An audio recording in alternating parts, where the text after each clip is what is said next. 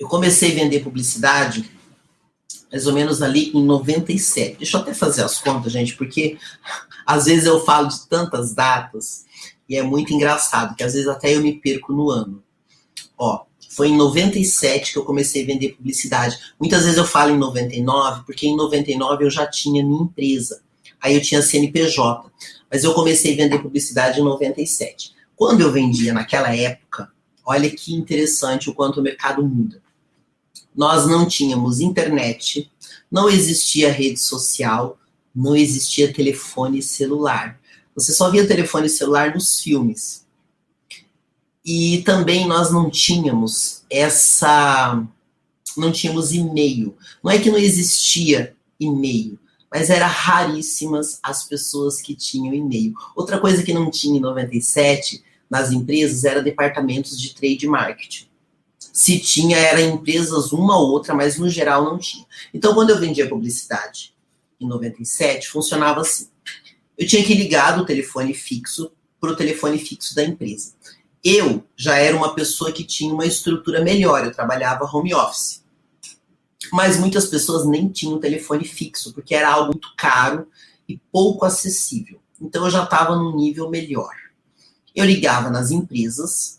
Então primeiro eu ligava, agendava uma reunião normalmente com o dono da empresa. Quando eu chegava lá, o empresário me fazia um monte de perguntas, como se eu fosse ser contratada para ser funcionária, porque ele queria saber quem eu era, da onde eu tinha vindo, e aí eu tinha que explicar qual era o meu produto. Na época eu vendia anúncios para televisão, eu vendia mídia, publicidade para a TV. Então eu tinha que explicar como é que funcionava. Depois que eu explicava tudo, eu marcava uma segunda reunião.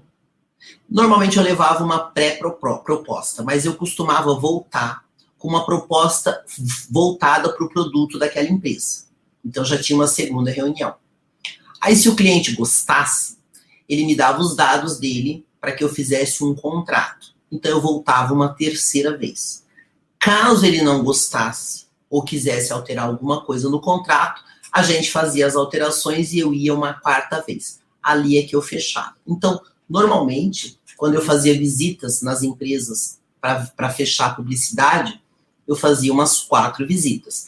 Já aconteceu de eu chegar na primeira visita, o cliente gostar da proposta, e eu voltar depois só para levar o contrato e pegar os cheques, né? Que era uma época que se usava muito cheque.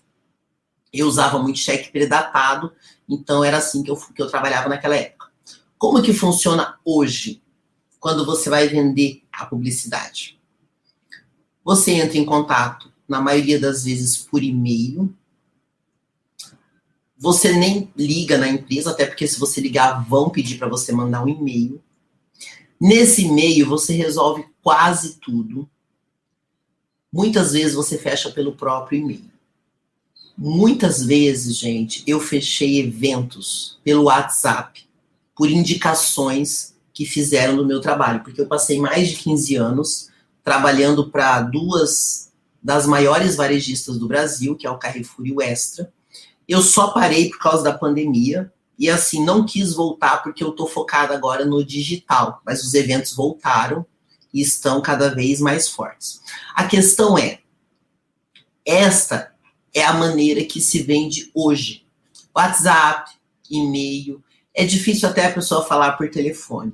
Eu me lembro, inclusive, que em 2008, inclusive eu falo dessa época aqui na minha live de ontem, né, que eu falo da minha experiência fazendo ação de impacto. Em 2008, eu atendi uma agência que toda semana me mandava pedidos de trabalho e eu mandava meus locutores, eu mandava minha equipe. E um dia, o dono dessa empresa ligou no meu celular e falou, não tinha WhatsApp, tá, gente? Em 2008 a gente não usava isso, existia o Messenger, mas era pelo computador. Então ele me ligou e falou assim, olha, eu preciso te conhecer pessoalmente, porque faz mais de 8 meses que a minha secretária liga para você fechando eventos e eu não sei quem é você. E 90% dos meus eventos são para você. Aí eu disse assim para ele, eu não tenho tempo de ir na sua empresa, mas se você quiser me conhecer, eu te mando o local que eu estou fazendo locução o dia inteiro e você vem me visitar. E ele foi, na época eu estava no Torra Torra da Penha, onde eu passei 8 meses de domingo a domingo fazendo eventos de impacto, e esse cliente foi me visitar lá.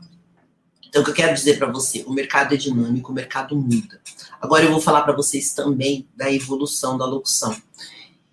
Eu falei sobre o período da rádio, né? Que as rádios, quando a televisão chegou, existia aquela dúvida se rádio continuaria ou não. E a mesma coisa aconteceu comigo quando eu comecei a fazer locução em 2004. Nessa época, eu fazia locução para uma rede de hipermercados e o foco nos anúncios era comida. O foco era feirinha, era mercearia, e a gente acabava anunciando eletro junto. Em 2004, tá? Quando foi 2005, eu vim para São Paulo, e no final do ano de 2005, foi a minha primeira loja que eu fiz locução de hipermercado aqui em São Paulo, que foi o Extra Taboão da Serra. E quando eu cheguei nessa loja, o foco de vendas era o setor de eletro e eram TVs. Nessa época, as TVs eram de tubo. Não tinha, estava começando a chegar a LCD, ainda era muito caro, então o tubo era o forte da venda. Eu vendia TVs todos os dias e às vezes eu pensava assim, será que daqui a pouco não vai parar a venda de TVs, porque todo mundo já vai ter televisão? Então, das TVs de tubo veio a LCD, veio a TV de plasma, depois veio a TV de LED, aí veio a TV de LED ultra fina, veio a TV 3D, veio a TV Smart, e agora nós estamos já com a geração das TVs 4K. E quando a pandemia chegou, eu vendia TVs, inclusive uma semana, na verdade na mesma semana da quarentena, porque a quarentena começou numa segunda-feira, eu estava fazendo evento domingo, vendendo TVs. O que mudou? Comecei a vender mais TVs e TVs cada vez mais caras. Gente, eu já fiz ação de eletro, onde eu vendi TVs de 12 mil reais, combos de TVs. 12, 8, 7, e eu vendia na hora 30, 40 unidades do combo de TVs. Então, o que eu quero dizer para vocês, o mercado ele é dinâmico.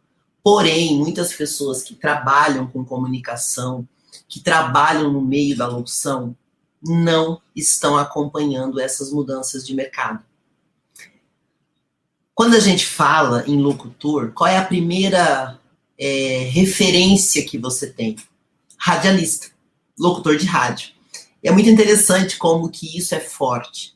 Mas, na verdade, o locutor não é só radialista. O radialista é um dos segmentos que o locutor atua. Existe mais de 30 segmentos diferentes dentro da locução. E qual é um dos segmentos mais fortes da locução, além da rádio?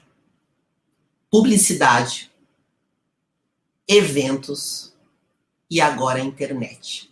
Gente, nunca na história da locução nós tivemos tanto podcast e audiobook como nós temos hoje. E isso é só o começo.